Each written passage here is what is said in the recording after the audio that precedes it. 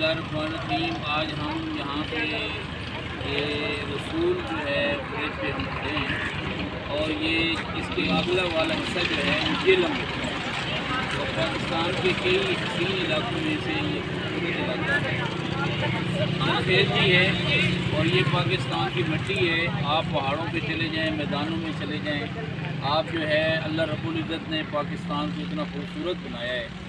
और बदकिस्मती ये है कि यहाँ हम आते हैं तो रास्ते में जो सड़क ख़राब है, तो मैं जनाब वज़ीर आला बुज़दार साहब से, इमरान ख़ान से ये रिक्वेस्ट करूँगा कि ये भी पाकिस्तान है, यहाँ भी लोग रहते हैं और ये मेरी प्यारी धरती है और इतना हसीन जो है वो, और लोग आते हैं। आज छुट्टी का दिन है, रास्ते में जब हम आए हैं तो हमने ये सोचा शायद ये भूल गए हैं कि ये भी कोई पाकिस्तान का हिस्सा है। तो खुदारा ऐसी सड़कें जो टूटी फूटी हैं सबसे पहले उन पर तवज्जो दें।